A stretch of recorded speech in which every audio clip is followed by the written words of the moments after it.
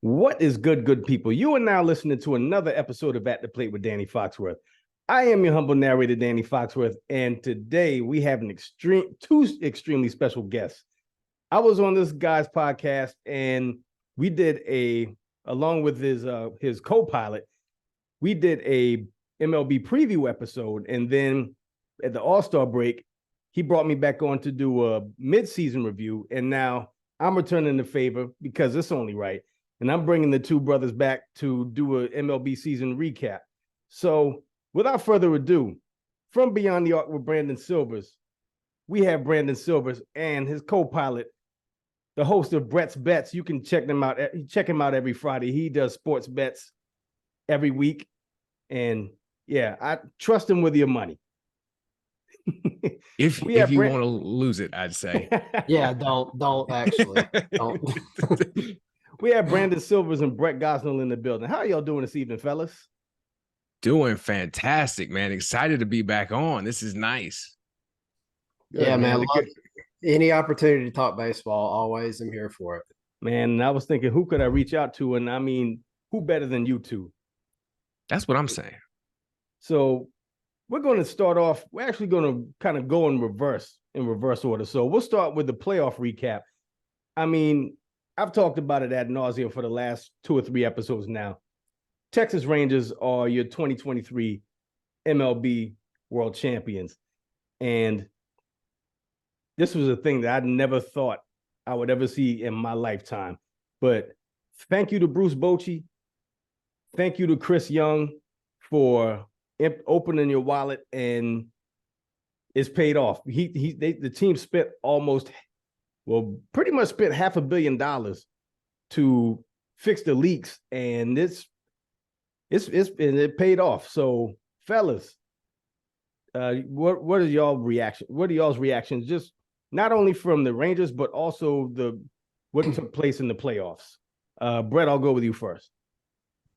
I love to see it. I love to see teams spend money and get rewarded for it, because there's so many small market teams that really don't even try to win, and they'll put this myth out there like, oh, we don't have the money, we can't spend. Everybody that owns a baseball team is a billionaire multiple times over. So it's just propaganda that they put out there that they can't spend the money. So, to see a team that hasn't won it before, like Texas, to see that fan base get that joy that they haven't experienced before, but to do it the right way, to go out there, try to win, spend the money, not worried about making a profit. We're worried about winning. I love to see it. I was thrilled.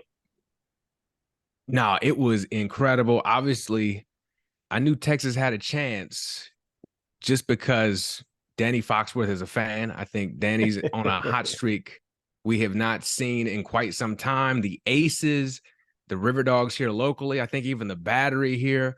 So, Danny, I need you to hit me with the lottery numbers if you don't mind. But it was so much fun to see because, we're both Dodgers fans. And so when the playoffs come around, we know what to expect from our end, unfortunately. So to see these other teams come up who like Brett's saying, you don't really get a chance. I mean, first ever World Series, that's incredible. And it gave us someone else. Like, I was pulling for the Rangers because I was like, this is Danny's team. You want to see your friends happy sometimes, so let's go. So it was fun pulling for them. I mean, El Bombi, Corey Seager, former Dodger, obviously. I'm sure we'll get into more Texas Rangers talk. But even leading up into it with what the Phillies were doing, and it looked like that was going to be Phillies Rangers World Series. Yeah. And they were getting everyone hype. And then for it to be the Diamondbacks, and then for y'all still to finish it off, even after Garcia got hurt too, man, it was so much fun to watch.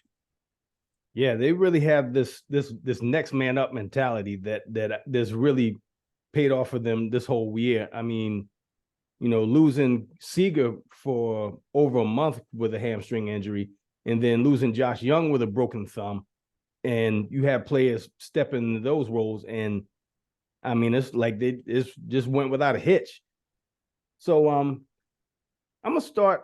Actually, let's get into the some of the biggest surprises of this season.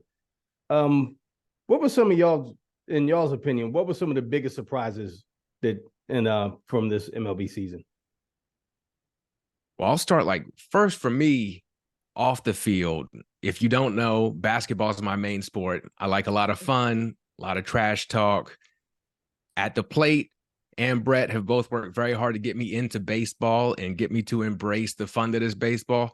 And to see MLB this season really kind of embrace that with the bat flips and everything, and marketing the players like Garcia and Acuna, the guys who are a little more flamboyant, who are having fun when they're playing. They're wearing all the gold chains. You got it on your shirt. You got them on your shirt right now. Ellie De La Cruz. Like, seeing MLB kind of okay, the unwritten rule guys, the Mad Bums, the Brian McCanns, they're out of here. We're going to embrace fun. That was a big surprise for me. Yeah, just before you say anything, Brett, I just want to say, fuck Madison Bumgarner. Oh, ahead, yeah. Brett. Yes. I gotta. Man, I'm so glad that I don't have to ever see him again. But so I'll say, looking at the regular season, the biggest surprise was how well the rule changes went. I was skeptical about a lot of those, and I mean, every one of them just worked out perfectly. They sped the game up. Game time was half an hour shorter, I think, on average across every game. Stolen bases, they wanted to incentivize stealing bases. I mean, God, Acuna stole what, 70 or something. So I mean, everything they did worked out, and it was with little friction. You know, at the very beginning of the season, there was the pitch clock. People hadn't quite figured that out yet, so there was a lot of pitch clock violations. But after the first month or two, you didn't see those popping up that often either. So every rule just went perfectly. Every rule change. And I completely agree with you with the pitch clock. I know it got met with a lot of resistance initially, but even some of my friends who were skeptics about it, I say by the All-Star break, they were all in with that pitch clock. And kudos to them for implementing some fresh ideas to the game. So what were some of you guys' biggest letdowns from the season? That's easy. So, well, obviously the Dodgers not only getting swept in the first round, I mean, just not even competitive. And speaking more from a neutral perspective, you had to be looking forward to Dodgers versus Braves in the NLCS. 2 100-win teams. They've had several playoff series against each other in recent years, and both of them just, couldn't get it done. Like I said, the Dodgers weren't even competitive. The Braves at least won a game in their series, and they looked like they might have a chance. But yeah, that's a surprise and a letdown, I would say, to not get that matchup.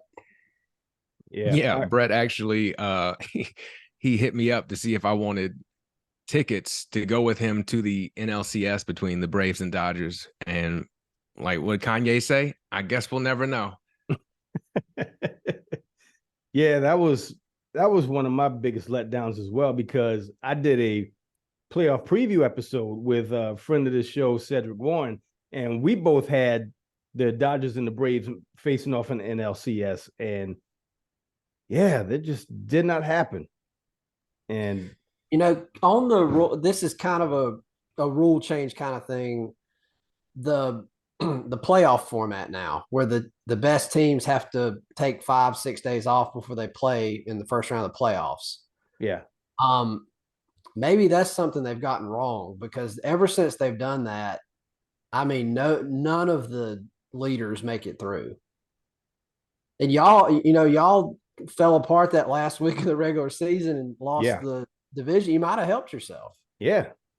Like I said on the previous podcast, on the previous episode, I said them losing that last game and the Astros winning the division was probably the best thing to happen to them, because they were able to gain momentum and they were able to keep that momentum rolling throughout the playoffs. I mean, they went 11-0 on the road.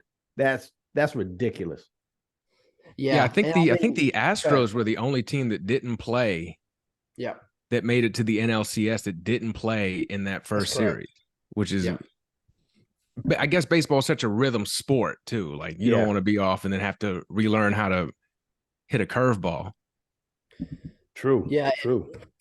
5 days of rest, that's an eternity in terms of losing your rhythm. But you've already played 162 games. Baseball is not, it's not like basketball or football where the time off's really going to help you physically recover all that much. So it's just, it's all bad for the teams that have that 5, 6 days off. There's nothing good coming out of it. Yeah, that's a salient point right there. I'll tell you one of my biggest letdowns, because they were a team that I said they were one of the biggest teams to watch just based on how their roster looked on paper, was the Padres. I mean, That's team, the story of the Padres, isn't it? Bro, that team was stacked from top to bottom, and they just laid an egg this year, man. I did not see that coming.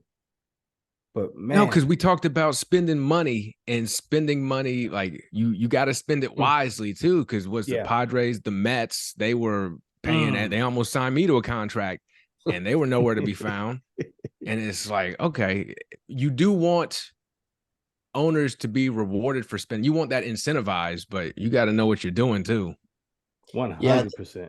The Mets, they signed Scherzer and Verlander. I mean, these are both of these guys. I know Verlander's over 40. I think Scherzer's right at it. Maybe he's 42.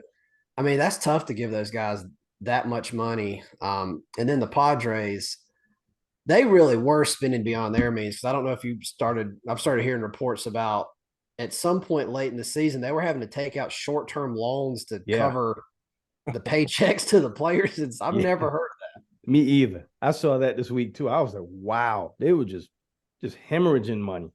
Yeah. That's probably not a good business sign if you're at Money Man Pawn trying to like trade in something so you can pay Fernando Tatis Jr. Yeah, take this flat screen. What can I get for this? I got this. So I want to get into the MLB awards postseason. So you got Cy Young, MVP, Rookie of the Year. First off, I want to talk about let's do Cy Young first. Brett, who were your picks? So I'm going chalk on these. There's two guys that are, to me, the obvious winners, and the betting odds agree, and I'm going to agree. Garrett Cole in the AL, I don't think there's really a whole lot of debate there. Now the NL, I think Blake Snell's going to win it. He's my pick, but there is an interesting discussion to be had about him because I'm going to compare him to who I think is probably number 2, Zach Gallen, pitcher from Arizona. Zach Gallen threw 30 more innings over the course of the year than Snell.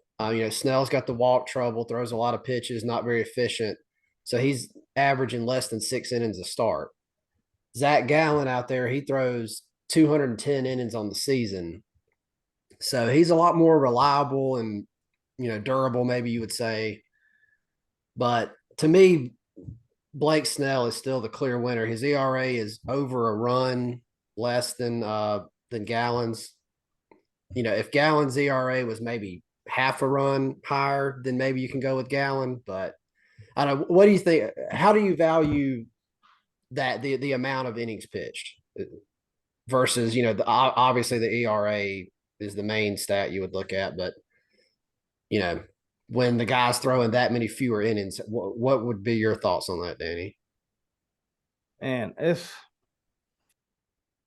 I tend to be in aligned with your same line of thinking.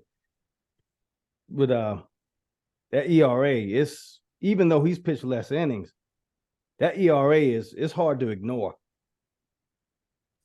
Yeah, 2.35 ERA for Snell. Walking 5 guys per 9 inning. That's probably the highest walk rate for a Cy Young winner ever. I can't think there's ever been a higher one. But I mean, still 2.35 ERA. What can you say? He didn't let him score. So this was another thing I noticed when I was looking at how many innings the guys pitched. Both of y'all, how many different pitchers across both leagues would you guess threw more than 200 innings this year? Oh man, with the way the game is today, I don't maybe 15. I don't know. What do you think, Danny? I say 12. It was 5. What? Wow. Yeah, I could not believe that. Goodness. Yeah. Yeah. So I got a question in regards to the ERA conversation. Is it easier? In my mind, I'm thinking it's easier to maintain a lower ERA the fewer innings you pitch. Is that the right line of thinking, or am I doing basketball things? Yeah, I think that's a fair statement, especially when you're looking at, if Blake Snell's always getting pulled in the 5th inning and Zach Gallen's pitching into the 7th. You look at any pitcher's ERA by inning, their ERA in the 7th is always going to be higher than their ERA in the 4th. Yeah, that's right. Getting through the lineup a couple times. Multiple times through the lineup. Yeah. So that makes sense. And then I guess so I'm curious if each of yours criteria, if you have one in mind of, okay, what is Cy Young trying to like capture? Is it like the best pitcher, the most valuable pitcher? And do you factor in the fact that like Gallen made life easier on his bullpen versus Snell, who didn't, but he did have the lower ERA? Like those are the kind of thing I got way deep in the weeds. The baseball, I swear, you start looking at baseball stats and you just become an analytics nerd and you start asking all these questions. You're doing all this math.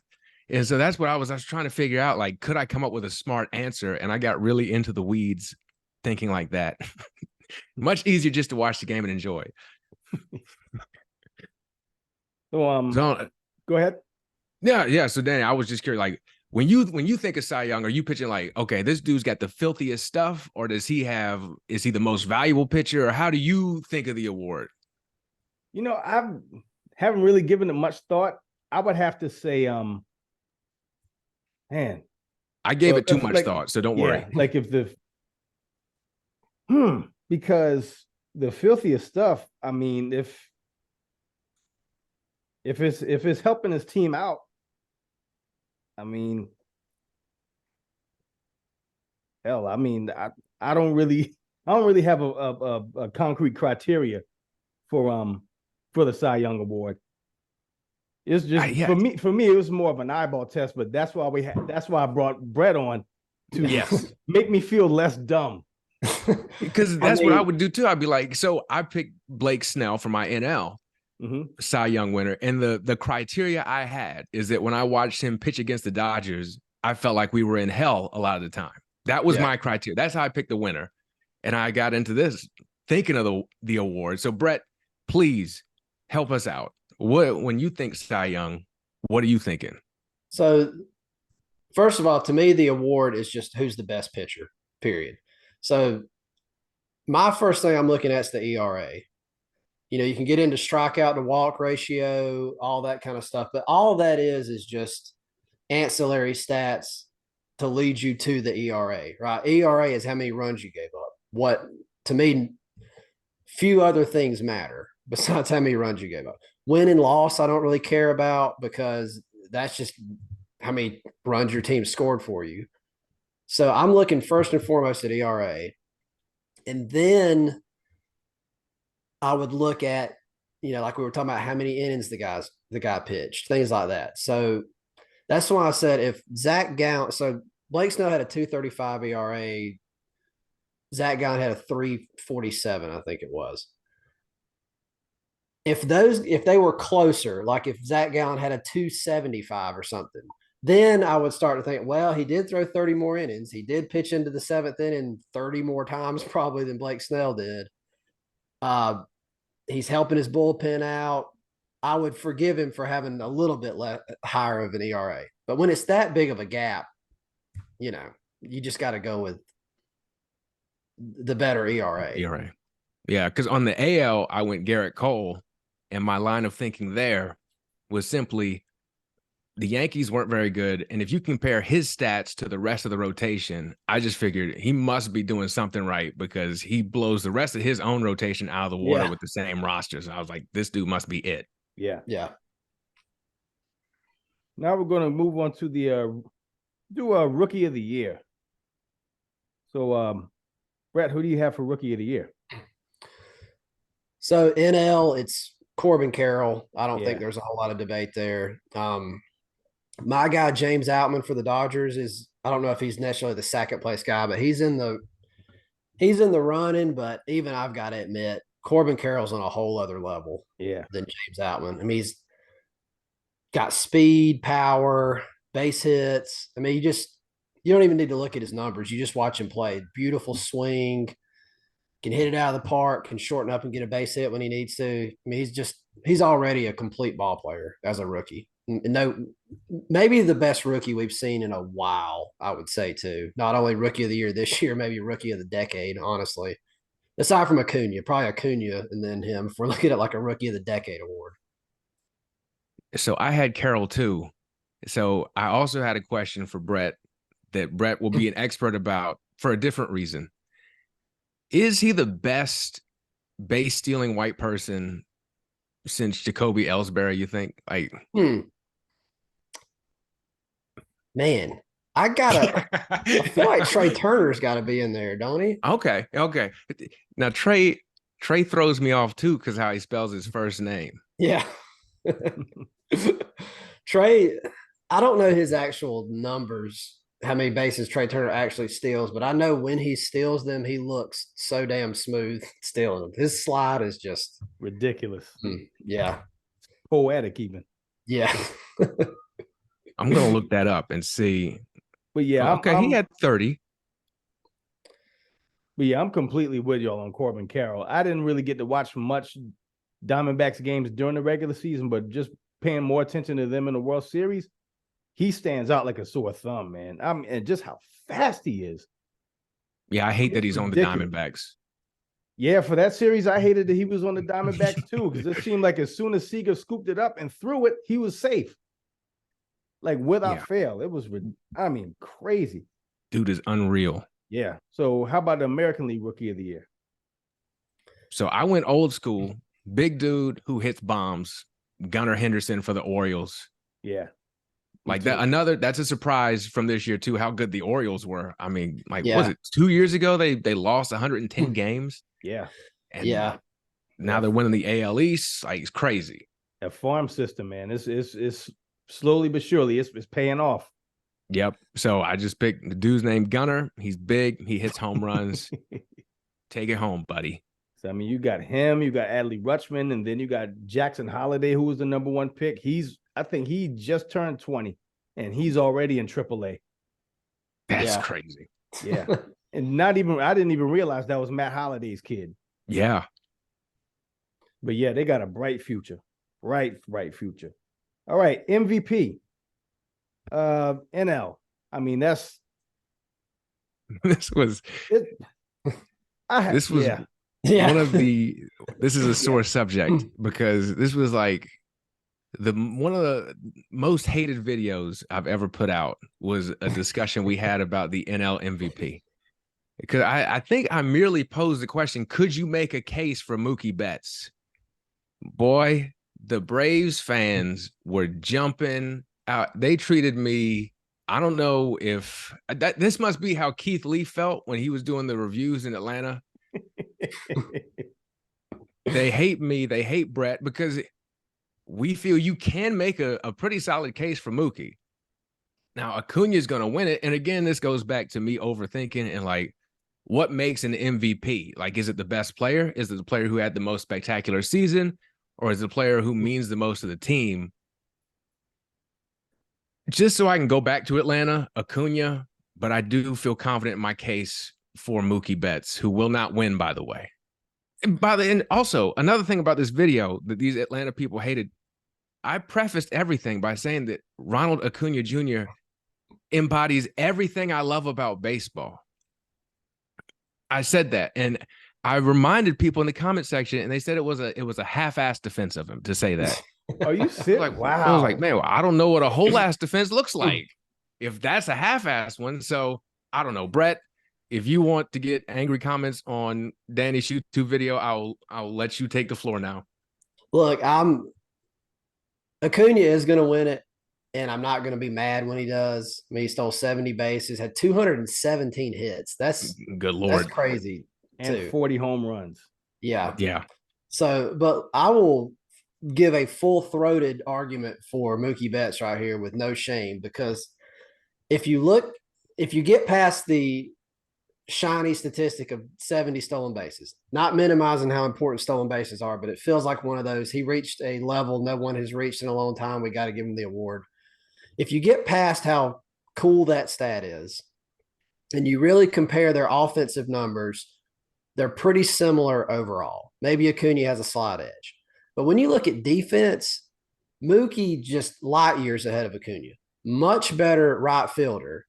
And then he played half the year at second base. We brought him from the outfield to the infield, played shortstop several games at a good level, played second base at an elite level.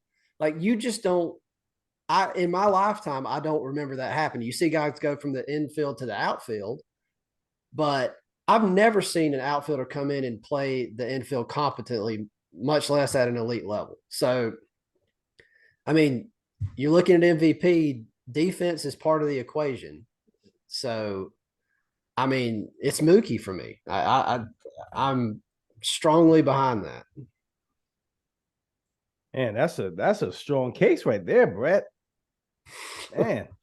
Because if you look at it, if I want to put my Mookie hat back on, now, again, you come to Beyond the Arc with Brandon Silvers for completely unbiased takes. Like, I left all my Dodgers gear in the closet, although I have plenty of it.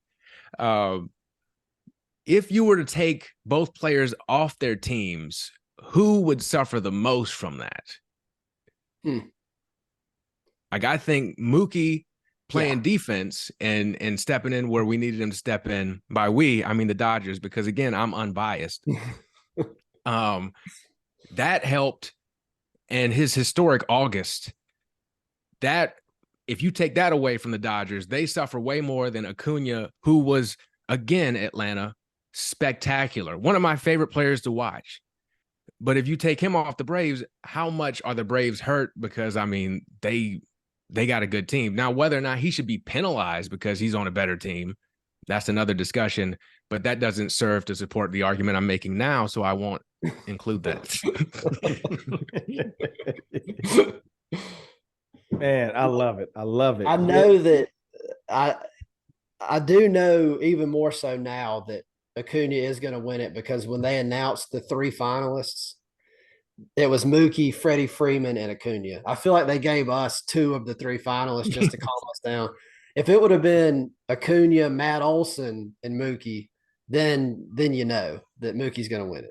But it is what it is. Mookie's the MVP, but I'm not gonna be mad when he's not. And I mean, Acuna is well deserving, so I mean, whatever. And to piggyback that scenario that you said, Brett, AL MVP, we got two Rangers in the race for MVP with Marcus Semien, Corey Seager, and Shohei Ohtani. Well, I think it goes clearly to Seager because he did play for the Dodgers. Unbiased. Hashtag.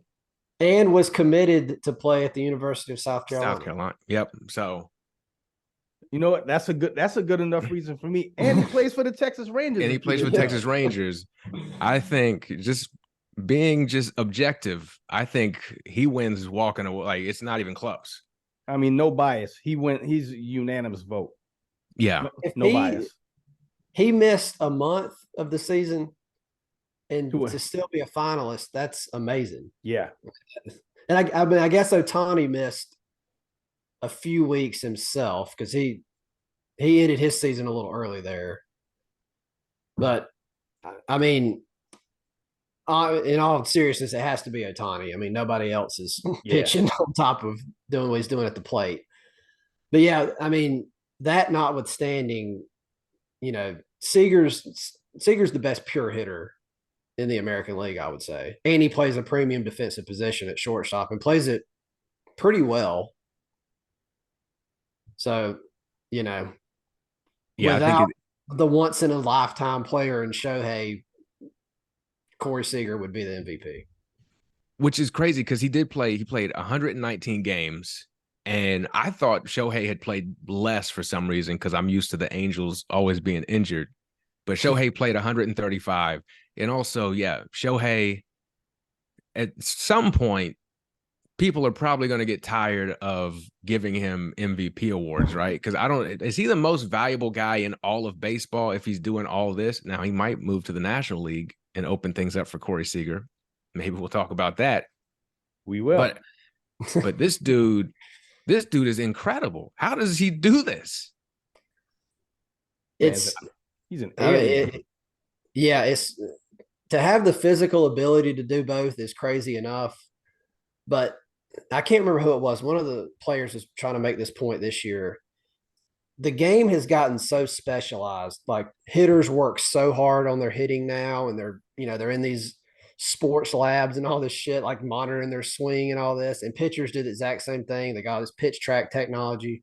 The game is so specialized. So to even have the time to do both things at a high level is just crazy. It's not like he's just picking up a ball and throwing it and swinging a bat. I mean, he's working at both of these things at a high level. I mean, it's crazy.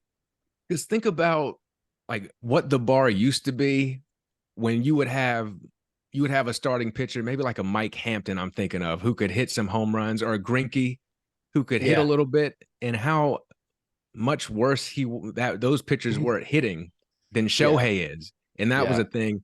Or like in blowouts, when they would bring in a position player to close out a blowout, and how terrible they look pitching. And this dude is doing both at an elite level. That's crazy. Yeah. We will never see it again. There's no way we'll ever see this again. Bro, his home runs straight up sound like gunshots. Yes. It's ridiculous, man. So now we're going to get into the gold. They announced the Gold Glove winners last week, and there's some notable names on here.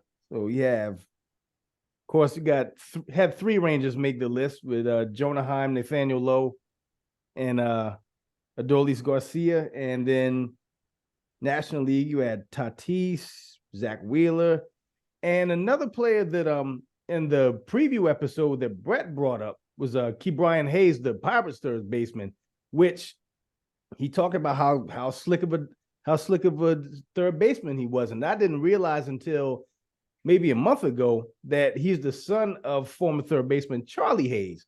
Yeah. Who was one of my favorite players in the 90s with the Yankees and the Rockies. So what do y'all have anything to say about this Gold Glove list? I mean, happy to see Ke'Bryan on there for sure. Talking about the Rangers guys, Jonah Heim, he has to be the tallest catcher to ever win a Gold Glove, I would say. Yeah, I'm just guessing. Josh Young, he was the third base winner, right? It was Matt Chapman. Okay. Yeah, Josh Young was on the Rookie of the Year list. That's right. Speaking objectively, Danny, what do you think about Adolis Garcia winning it? Do you think that's fair? As a Rangers fan, yes. Silvers, I know how difficult this is to do the I love the guy but thing, because everybody's only going to hear the but. Go right ahead. Obviously, his postseason like nothing we've ever seen. I mean, as far as the home runs he was hitting in clutch moments, but and he made every play in right field, I will say. But he had a lot of plays where it was like, if you'd have got a better jump, it wouldn't have been that good of a play. That's the way I feel watching him play right field. Yeah, that's the old plays. He's got a huge arm. That's the Jim Edmonds, wasn't it? Where he would like, yeah, oh god, yeah, kind of hang back and make a diving catch, and he'd be on Baseball Tonight, Web Gems, where like Andrew Jones, one of Brett's favorite Dodgers, would just go make the play. Yeah. So, go ahead. Yeah, I think for Garcia, so defense is where that's probably where my knowledge gap is the biggest, where you have to be exceptional for me to be able to see, okay, this dude is far and away better than these other defenders. So the fact that Adolis Garcia has a cannon for an arm, that pretty much seals the deal. That's as close as I'm going to get to Yasiel Puig, I think. So that's the Dodger objectivity coming in at play I favor cannon arm Cubans. He's Cuban, right? Yeah. See, Christian Walker, first base winner, another former Gamecock. Really? Yeah. Didn't know that. He was on the national title team. And Jordan Montgomery, y'all's pitcher, former Gamecock, wasn't on the national title team. It was a couple years later. Saw Wow. him pitch in person many times. He was much thinner when he was in college. He's put on some weight, but yeah, I like to see Christian Walker win it. He's kind of one of those that he could be a third baseman, maybe. So when he goes over to first base, he's really good. Like Brian Hayes really should be a shortstop. So when you put him at third, he's really good. So I always think that's interesting when they drop down a position, I guess, and just are the best in the league at that position now. Yeah. Man, I didn't know those two were former Gamecocks. And it wasn't until the World Series I realized Zach Gallen pitched at UNC. Yeah.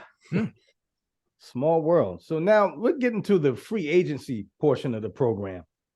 And of course, the aforementioned Shohei Ohtani is the crown jewel of the free agency class. Where do you think he's going to end up? Brett, you're wearing the hat, so okay. I'll let you take this. Everything I've read says the Dodgers. And what I don't know if people know, the Dodgers have actually, this is the third time we've been considered the favorite to sign him. When he was coming out of high school in Japan, we already knew about him. We tried to get him then. And he actually was planning on coming to the MLB right out of high school, asked the Japanese teams not to draft him, but one of them did anyway, and they ended up signing him. Then when he comes to America, the Dodgers are all in on him again. I think we sent Kershaw and Dave Roberts over to Japan to meet with him. But we didn't have the DH back then, and it was decided he would be best served with the possibility of playing DH, so he has to sign with the Angels. But now we got to get him now. I mean, third time's a charm. We didn't sign anybody to any big deals last year, spent no money to save up. We've got $100 million some odd dollars we can spend before we even get to the luxury tax. Man. So we've cleared it out. I mean, we got to get it done this year. No excuses. Man. What will we do if that doesn't happen is, I guess, my first question. How long will we cry? Secondly, I was thinking about this when I was looking up his stats today, and I thought he was more injured than he actually was. Is there a point where you're like, okay, we're only going to use you as a hitter? I don't know. I mean, he is that good of a hitter. He is one of the top 10 hitters in the game, so it wouldn't be horrible. And that's how you're going to have to use him this upcoming year because he's recovering from the surgery. But I don't know. I've heard he has no desire to do that. For one, he's very clear he wants to pitch again. I think it's some people's throwing out the idea maybe use him as a relief pitcher, so less tax on the arm, less innings, let him be the closer. I don't think he wants to do that either. He's such an ambitious guy. He wants to be the best player of all time. I mean, he's got his whole career mapped out, and who are we to stop him? Yeah, from doing that in Dodger blue. Like, what am I? Yeah. I'm not gonna get in his way. Yeah, right. I mean, it just makes too much sense, man. We got to get it done. We've got a long history of bringing over great Japanese players, Hideo Nomo. Yeah, I mean, it's got to happen. And so, are there any other free agents that of note that you have your eye on, Brett? So we need pitching bad. I'm just unabashedly speaking as a Dodgers fan now. We need pitching bad. Blake Snell, who we've talked plenty about, he's a free agent. I would love to get him. Danny, you familiar with Yoshinobu Yamamoto, the Japanese guy that's coming over? So probably the best pitcher in Japanese baseball history is coming over under the radar, I guess, because Shohei is such a big name, but he's posting this year. He'll be coming over. He's won their version of the Cy Young 3 straight years. they're the pitching triple crown, which we don't even talk about here because nobody ever wins it. But I guess that's ERA, wins and strikeouts. He's won that 3 years in a row. So this guy's legit. My God.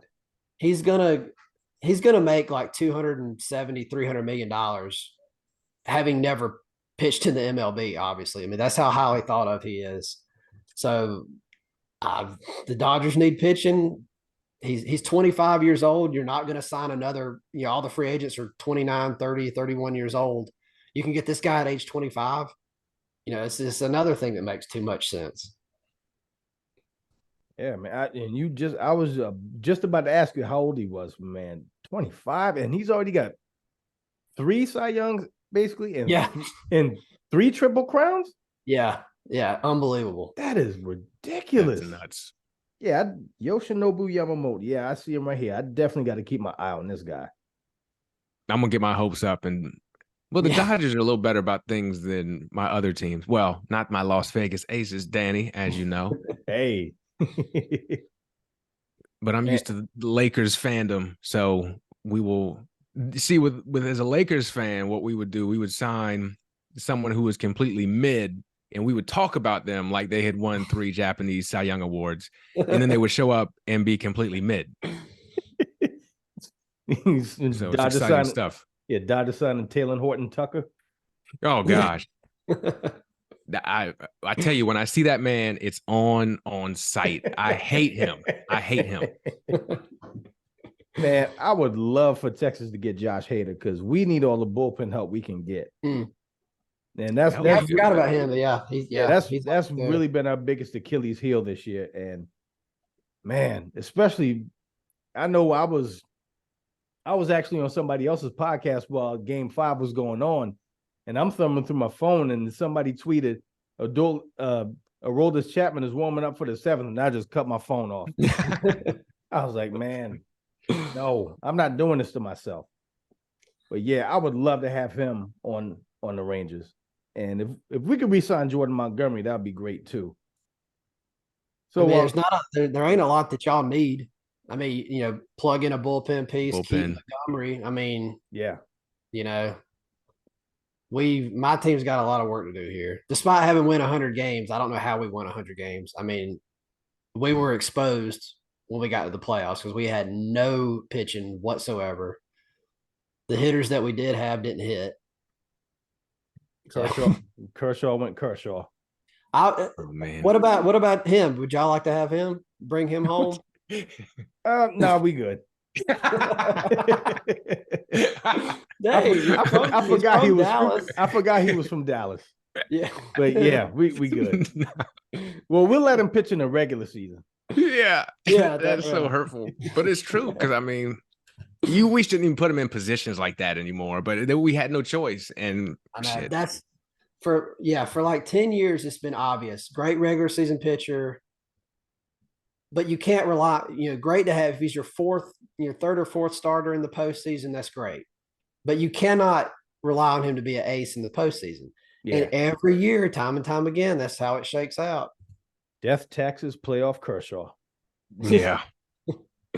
Man, so what overall MLB season? How we feeling? This was awesome. Okay. Between, like I said, you and Brett get me back into baseball in May. Brett took me to my first Major League Baseball game, Braves and the Dodgers. Had so much fun just really just enjoying the sport. It's shorter now, so you can enjoy more of it. So that helped. And just seeing just all the guys just get to celebrate and everything. Like Ellie De La Cruz, we talked about him briefly. That dude, what in the world? I mean, we talked about him at the All-Star break special. Me and you, Danny, like that dude's incredible. You put my head on his body for the cover art. I did Photoshop with my talented Photoshop skills, Danny's face on Ellie De La Cruz's body.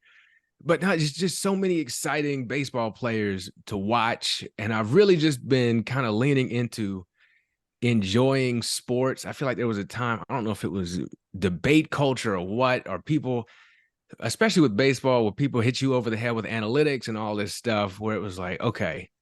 And then when you realize, hey, I don't have to let other people affect my enjoyment of the sport. And also, Rob Manfred has changed some rules so I can enjoy it more. Just been an incredible season to watch. I had a lot of fun. Yeah, amazing season. Shorter, faster games.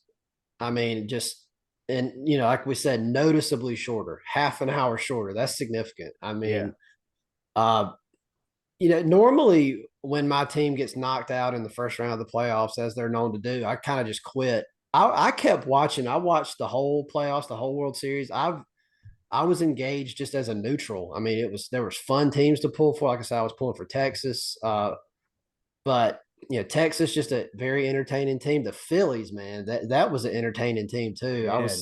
I was sad we didn't get the Phillies Texas World Series. The Astros it's always fun to pull against the Astros. Have the villain team. It was a compelling, certainly a compelling playoffs. I mean, no question about it. Indeed. Yeah, I'm in the same boat with y'all. I love the how they implemented the new rules and how that sped up the game. I saw a stat somewhere saying that I think only like 8% of the games this year went over 3 hours. Wow. I was like, man, bravo. Yeah, bravo. Yes. Absolutely. If that can draw in more fans, God bless. I love that. I love that they implemented that idea. So I'm gonna go ahead and slide home, so to speak. So fellas, if y'all have anything I want to plug and promote, the floor is yours. First of all, this is always an incredible experience. Danny has been super supportive. Like, he's one of the best people you can know. This dude's always positive and helpful in everything. So thank you, Danny. Thank you for having us on. Man, and this is just an awesome podcast. Honestly, if you're not tapped in yet, go ahead and do it and tell people to tune in, because Danny's doing great things. And I like to think I'm doing great things too over at Beyond the Arc with Brandon Silvers. Damn right. So look that up on YouTube, and you can listen to it in podcast form wherever you listen to podcasts. The YouTube has some more stuff because I do some stuff visually. So we have a couple of different things on YouTube, then in podcast form, but you can get the full experience. Look me up on Instagram at the Brandon Silvers. I don't know. I'm everywhere. If you find me on Instagram, you can find me anywhere, basically. But no, this has just been so much fun. I appreciate you having me on. I know we've done an event together. I know we're going to do some more, hopefully in the future, man. Always a blast. Always love listening. Just getting to know people through you. I'm going to keep going on and on. Just getting to know people like my guy, Fried Drexler, just different people through the Danny Foxworth. Like, I got 17 million new podcasts to listen to because Danny knows all the hot podcasts. Like, the shit is crazy. You're building such a great community, man. So I'm proud of you. Keep it up. And just thank you for letting me be a part of it. I appreciate you, Brett. Nothing to plug. Look for my son Goose for the free agent class of 2048. Hopefully a left-handed pitcher. Just thanks for having me on, man. I love talking baseball. This is like the most pure American, beautiful thing you can do. Sit around and talk baseball. I love it.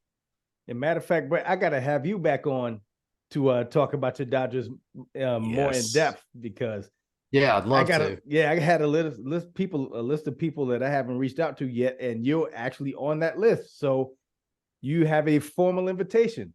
Hey, the answer is yes. The answer is yes. Love it. All right, I'll reach back out to you very, very soon. So thank you all for listening. Thank you, Brett and Brandon, for being such just awesome guests. And make sure you like, download, and subscribe to At the Plate with Danny Foxworth. You can find me on YouTube at Danny Foxworth 843. I have all of the video versions of my episodes there. And for Brett, Brandon, and myself, this has been another episode of At the Plate with Danny Foxworth. Until next time, y'all be good. 3 strikes.